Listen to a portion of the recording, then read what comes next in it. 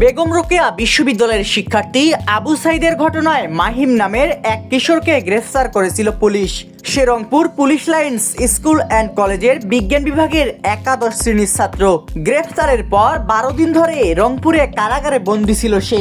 জন্মসনদ অনুযায়ী তার বয়স ১৬ বছর ১০ মাস হলেও পুলিশ মামলায় বয়স উল্লেখ করেছে ১৯ বছর, যা নিয়ে পুরো এলাকায় চাঞ্চল্যের সৃষ্টি হয়। মাহিমের বাবা মোহাম্মদ শাহজালাল রংপুরের পার্কের মোড়ে স্টুডিও ব্যবসা করেন। তিনি গণমাধ্যমকে জানান, আবু সাইদের ঘটনা ঘটে ১৬ জুলাই আর তার ছেলে বাড়ি থেকে বের হয় ১৮ জুলাই দুপুরে।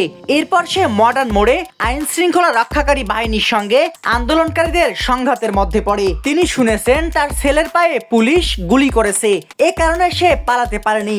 ওই দিন রাতে তাকে ফোন করে বলা হয়েছিল তার ছেলে পুলিশি হেফাজতে আছে, পরদিন ছেড়ে দেয়া হবে, কিন্তু ছেলেটিকে ছেড়ে না দিয়ে কারাগারে পাঠিয়ে দেয়া হয়। ছোট ভাইয়ের কোনো খোঁজ না মেলায় ৩১ জুলাই বোন সানজানা আক্তার স্নেহা সামাজিক যোগাযোগ মাধ্যম ফেসবুকে স্ট্যাটাস দিলে বিষয়টি সবার আলোচনায় আসে। এরপরই কিশোর শিক্ষার্থীকে গ্রেফতার ও কারাগারে পাঠানোর ঘটনায় নড়েচড়ে বসে প্রশাসন। এর আগে মাহিমের আটকের বিষয়টি অগোচরেই থেকে যায় সংশ্লিষ্ট সবার। আবু সাইদের ঘটনার একাধিক ভিডিও ফুটেজে দেখা যায় ওই দিন কোটা সংস্কার আন্দোলনকারীদের কমপ্লিট শাটডাউন কর্মসূচি চলাকালে বেগম রোকেয়া বিশ্ববিদ্যালয়ের সামনের সড়কে পুলিশ আবু সাইদকে খুব কাছ থেকে গুলি করে, আর আবু সাইদ এক হাতে লাঠি নিয়ে ২ হাত প্রসারিত করে বুক পেতে দেন। কিছুক্ষণের মধ্যেই তিনি লুটিয়ে পড়েন।